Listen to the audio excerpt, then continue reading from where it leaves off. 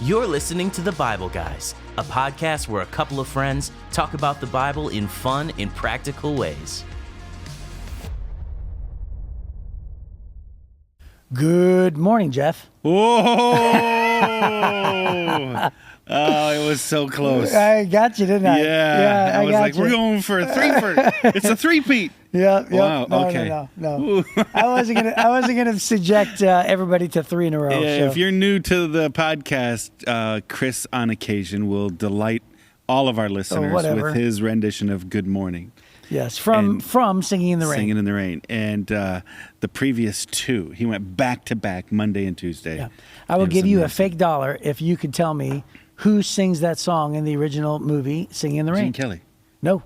Okay. Well, actually, he participates, but who's the lead of that song? A girl. Yes. Yeah. Yes. Who is it? It's Princess Leia's mom.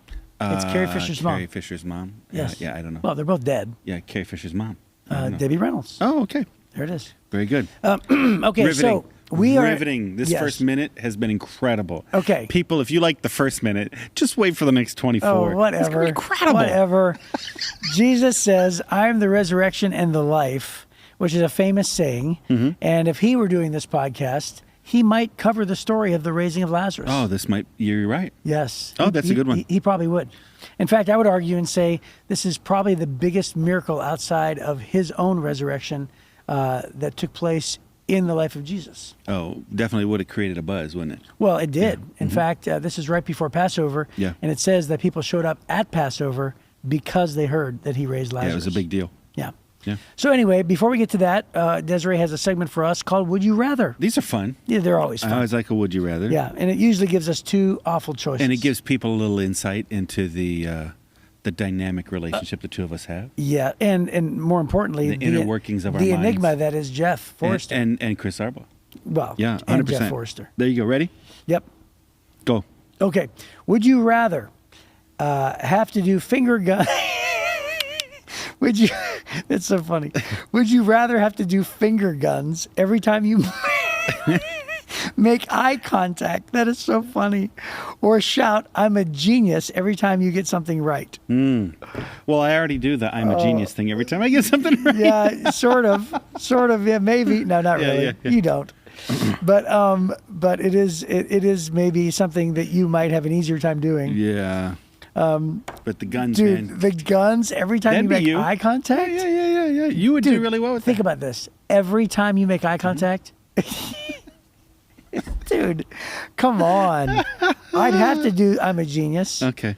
Because you could downplay the "I'm a genius," but you can't downplay the so the only time you have to shout "I'm a genius" is every time you're right. Which is rare. It's pretty for rare. me. So. Okay, all right. Right, so you'd have to do finger guns way more often. Is that it? Or not look anybody in the eye. Yeah. Well, there you go. Walk around with your eyes closed. Okay, so what do you choose? Genius. Genius. Yeah. Okay, me too. Yeah, I think you'd have to do it way less often. Yes. Would you rather have a voice that echoes dramatically, or a laugh that sounds like a kazoo? Ooh, that's a weird set of questions right there. Weird choices. Yeah. So echoes dramatically. That's my voice whenever I do like a dramatic voice, like the monster truck shows. Yeah. Tuesday. Right? Yeah, but it's saying echoes dramatically. It's your whole voice, which means every time you speak, or just a laugh that sounds like a kazoo. You sort of speak for a living. Yeah. As opposed to the laugh as a kazoo. All right. I think I'd have to do the laugh as a kazoo. Well, I would too, because nobody could, have all of their voice echo. Well, we're not professional laughers. We're professional speakers. Right. Yeah. So, yes. Yeah. Wow. I don't know. Professional speakers. Wow. Uh-huh. I guess that is true. I never think about that. All right, number 3.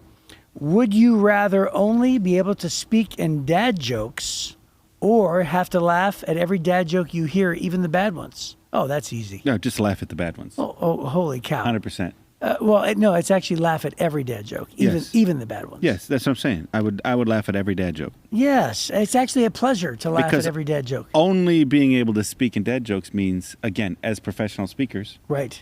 It may be difficult for us to actually. And by the way, even those who don't speak as professional speakers, you still speak.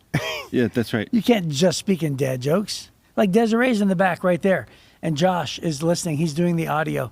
they couldn't live their lives only in dad jokes. Yes, you're right. Yeah. You're correct. Yeah, and they're not speakers, they're sound people. All right, would you rather have a fridge that And sings opera producers. when opened or a toaster that screams when your toast is ready? A fridge that sings opera when open, that sounds hilarious, by the way. A toaster that screams, definitely a toaster that screams when your toast is ready. You open your fridge way more, number one. Number two, opera could be rough in the mornings. Well, it depends on what song. Well, in the mornings, it's still pretty rough, right? I don't know. You sneak out and you can never sneak and get a midnight snack. That's true. Right? So our fridge does sing. Our fridge has Alexa built into it. Oh, does it? Yeah. So Bonnie always has it playing music anyways. Oh, that's funny. Yeah. And but screaming when your toast is ready is helpful, actually.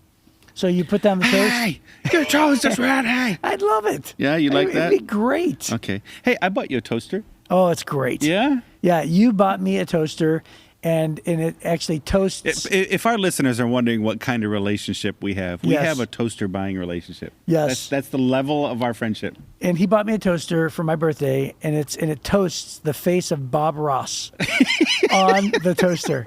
And onto the toast. Onto the toast. Yeah. And I have to tell you, I have never loved a gift more. I love it. And then you left me a note, and you said, I did. yes, you said to the most creative person that I know. Yep, that's right. Which I will never forget. So you and Bob Ross. I appreciate the that. two of you are right Yes. at the same level on my list Yes, creative people. of creative people. Yeah, and only he says, we'll make a happy tree. Yeah. We'll just make this a happy tree. That's right. Yeah, I don't say that. But I do it when I paint. That's great. I make happy trees Yeah, all the time. that's awesome. How could you not? Right? That's right. All right. Number 5. Would you rather exit every conversation with a bow and farewell, peasants, or enter every room with jazz hands and a wink? You have got to be kidding me. This is hilarious. These are good ones. Desiree, this is hilarious. Yeah, these are great. Okay, exit every conversation with a bow and saying farewell, peasants. I already do that. Yeah, right. Right, you do that at the office. From now on, we need as to do the that. boss. Okay, today for the rest of the meetings we have today, Okay, let's do it. Let's okay. just bow. Farewell, and say, peasants. farewell, peasants. So I have a meeting. I have a meeting for Transform One, Uh-huh. and we're going to go down to Bethesda, and we're going to meet with the staff of Bethesda. Okay. Some other church. So Farewell, peasants. Okay, let's table that idea. How about that? Let's decide not to do that. I don't think I could do that to them. Okay. It's well, hilarious. then when you walk in, then it has to be jazz hands. Jazz and a wink. hands and a wink, which is more my style, right? It is. Right? Yeah, I think that's what she did. Is she chose our styles and gave us one side of the Well, other. of course, That's what happened. Yeah, farewell, peasants is you. Jazz hands and a wink is me. For sure. I don't know that farewell peasants is me, but the jazz hands and winks not me. Well, it's you when you're joking. Yeah. Right? I mean, you don't think that. You just Not very you could often. easily joke that way. That's right. Yeah. So yeah, I mean, like I would really embrace jazz hands and a wink, Yes. right? I would do it as a joke. So that's Those are hilarious. great. Okay, that might be Yes. my favorite one we've done in quite some time. I agree. Those are good I ones agree. right there. I agree. Yeah. Way to go. Good job, Yeah. Des. Talking about some of the favorite things you've ever done. Hey, speaking of jazz hands and a wink, that's I believe that's what Lazarus did when he came out of the tomb. The Bible doesn't say it, but in the Greek. No, in my mind, I picture Lazarus doing jazz hands and a wink. That's hilarious. No. No, it's really Okay, good. I was going to say one of the favorite things Jesus ever did was raise his friend from the dead. Mine was but funnier. Yours is better. Yep. Okay, so we are in John chapter 11, Yep. and we're 1 through 44, so we better get with it. I got Yeah. a lot of reading to do. We're not going to be able to talk very much about it. We're just going to read the story. And No, that's not true. Trust you can be able to pick up. Excuse me. So it says, a man named Lazarus was sick. He lived in Bethany with his sisters, Mary and Martha. This is the Mary who later poured the expensive perfume on the Lord's feet and wiped them with her hair. Her brother Lazarus was sick, so the two sisters sent a message to Jesus telling him, Lord, your dear friend is very sick. But when Jesus heard about it, he said, Lazarus' sickness will not end in death. No, it happened for the glory of God, so that the Son of God will receive glory from this. So, although Jesus loved Martha, Mary, and Lazarus, he stayed where he was for the next 2 days. Finally, he said to his disciples, let's go back to Judea. But his disciples objected. Rabbi, they said, only a few days ago the people in Judea were trying to stone you. Are you going there again? Jesus replied, there are 12 hours of daylight every day. During the day, people can walk safely. They can see because they have the light of this world. But at night, there is danger of stumbling because they have no light. And then he said, our friend Lazarus has fallen asleep, but now I will go and wake him up. Disciples said, Lord, if he's sleeping, he will soon get better. They thought Jesus meant Lazarus was simply sleeping, but Jesus meant Lazarus had died. So he told them plainly, Lazarus is dead. And for your sakes, I'm glad I wasn't there, for now you will really believe. Come, let's go see him. Thomas, nicknamed the twin, said to his fellow disciples, let's go too and die with Jesus. When Jesus arrived in Bethany, he was told that Lazarus had already been in his grave for 4 days. Bethany was only a few miles down the road from Jerusalem, and many of the people had come to console Martha and Mary in their loss. When Martha got word that Jesus was coming, she went to meet him. But Mary stayed in the house. Martha said to Jesus, Lord, if only you'd been here, my brother would not have died. But even now I know that God will give you whatever you ask. Jesus told her, your brother will rise again. Yes, Martha said, he will rise when everyone else rises on the last day. Jesus told her, I am the resurrection and the life. Anyone who believes in me will live, even after dying. Everyone who lives in me and believes in me will never die. Do you believe this, Martha? Yes, Lord, she told him. I've always believed you are the Messiah, the Son of God, the one who has come into the world from God. Then she returned to Mary. She called Mary aside from the mourners and told her, the teacher is here, wants to see you. So Mary immediately went to him. Jesus stayed outside the village at the place where Martha met him. When the people who were at the house consoling Mary saw her leave so hastily, they assumed she was going to Lazarus' grave to weep, so they followed her there. When Mary arrived and saw Jesus, she fell at his feet and said, Lord, if only you'd been here, my brother would not have died. When Jesus saw her weeping and saw the other people wailing with her, a deep anger welled up within him, and he was deeply troubled. Where have you put him? He asked. They told him, Lord, come and see. And then Jesus wept. The people who were standing nearby said, how much he loved him. But some said, this man healed a blind man. Couldn't he have kept Lazarus from dying? There's always critics. I think this is so funny. Jesus was still angry as he arrived at the tomb. A cave with a stone rolled across its entrance. Roll the stone aside, Jesus told them. But Martha, the dead man's sister, protested, the Lord, he's been dead for 4 days. The smell will be terrible. And the King James says, he stinketh. He stinketh. So funny. Jesus responded, didn't I tell you that you would see God's glory if you believe? So they rolled the stone aside, and then Jesus looked up to heaven and said, Father, thank you for hearing me. You always hear me, but I said it out loud for the sake of all these people standing here, so that they will believe you sent me. Then Jesus shouted, Lazarus, come out. And the dead man came out, his hands and feet bound in grave's clothes, and his face wrapped in a headcloth. Jesus told them, unwrap him and let him go. Loose him and set him free. That's where we end? Yep, that's it. Verse 44. Yep. And so, yeah, there it is.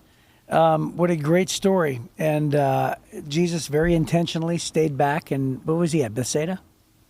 Wasn't he?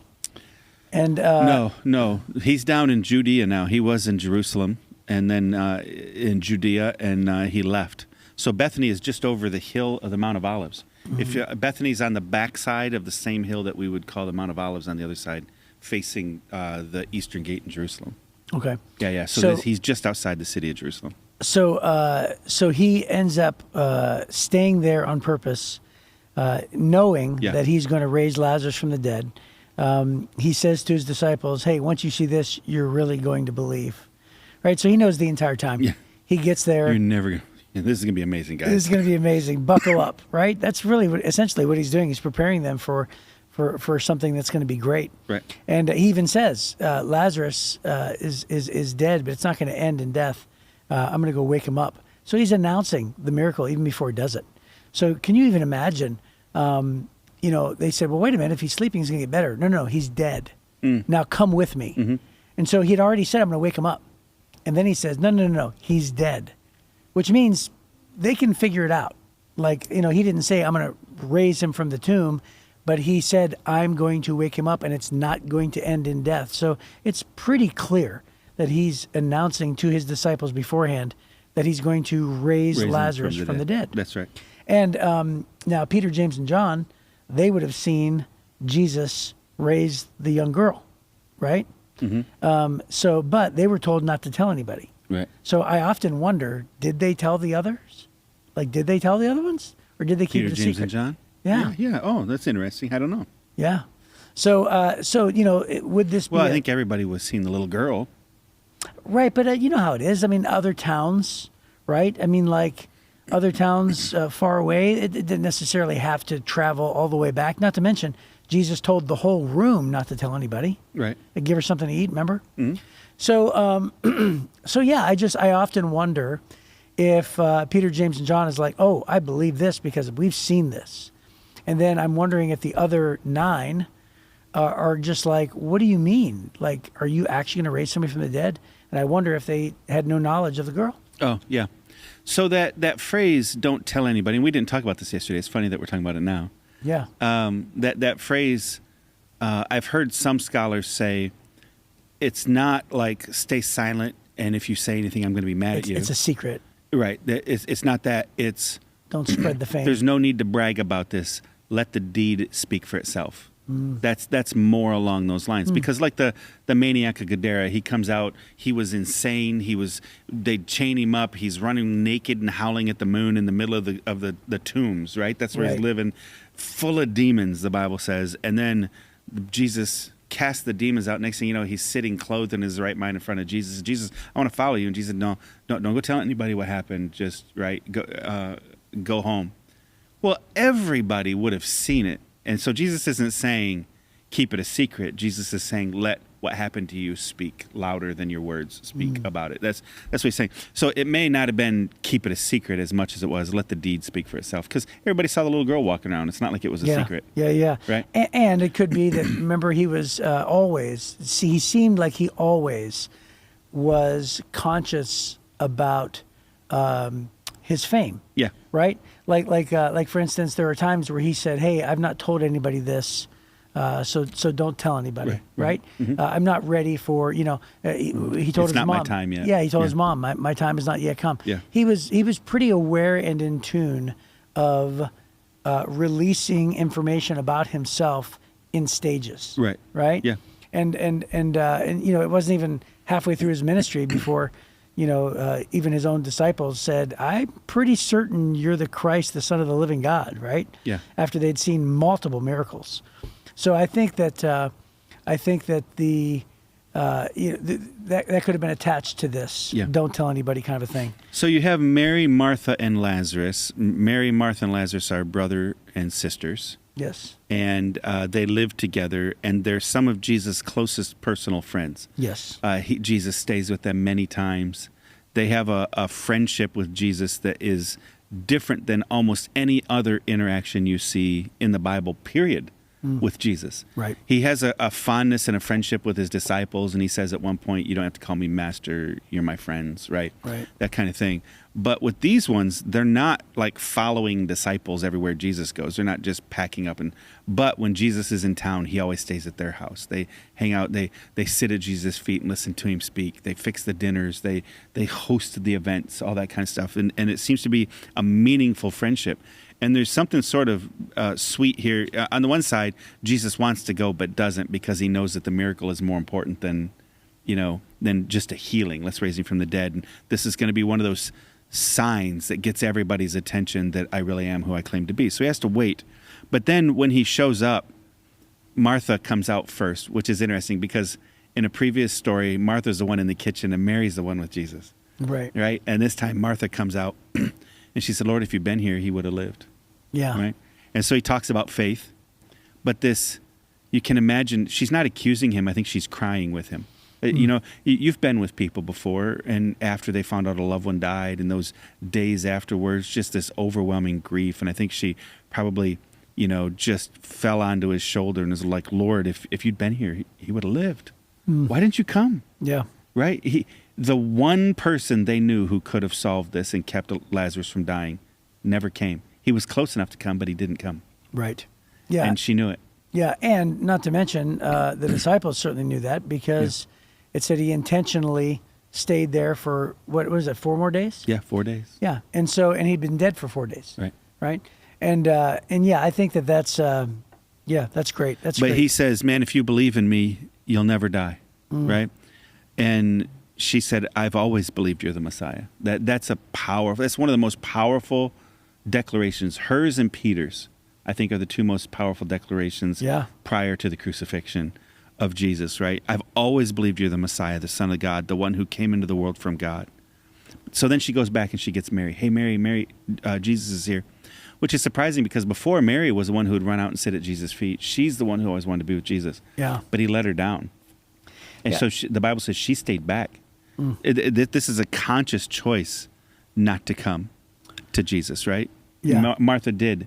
And she at this moment. And you know, when we're in a crisis, we either run to Jesus or we run from him. And in this moment, she's tempted to stay until he calls her. She hears his voice and she comes to him very quickly. The Bible says she immediately went to him when he calls to her. That's awesome. Yeah. And let's not forget that, I'm sure you've preached sermons before where we talk about the symbolism of take off the grave clothes. Yeah. Right?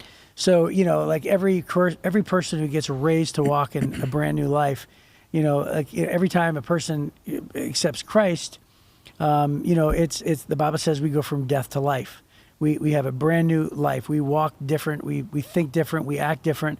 We are empowered by the Holy Spirit, right? We're transformed. We are made new. All of those things. The symbolism of Jesus going in the earth and coming out of the earth is what baptism represents, and the whole brand new thing. So symbolically, Lazarus coming out of the grave. It's interesting that Jesus says a couple things. Number one, help him, right? Like help him walk. He hasn't walked in a couple of days. To help him walk. And number two, take off his grave clothes. And so that could be a really good word picture and a good symbolism for us. When we become Christians, number one is we have to take off the old grave clothes, the dead things, right? Mm-hmm. The things that bring death in our lives. And there are so many things, old habits, old sins, old mistakes, old, worldviews, mindsets, all those things, or even like, habits that bring you down the wrong road, all of those things. Those are like grave clothes. They're things of our past. They're things that are only going to lead to death, right? And so we take those things off. Take those old things off. You're not dead anymore. Now you're alive. Take them off.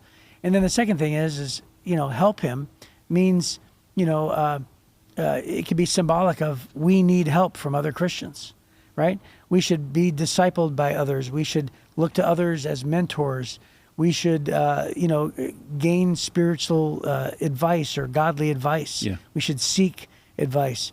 We can't just become a Christian and think to ourselves that we're strong enough to go ahead and conquer the world, just us and God. The equation is us and God and others. Yeah. God designed us to be a part of the church and other Christians in our lives, especially those who are going to help us along the way. Yeah. So, one of the things I love about this story right before the resurrection part of this is when the Bible says that Jesus was angry. Yeah. Right? And then it says he wept. Yes. And so there's so much emotion in this moment for Jesus. So I believe he was angry at death itself, right? The fact that death is even a thing. It was never supposed to be a thing, right? Death is a consequence of sin.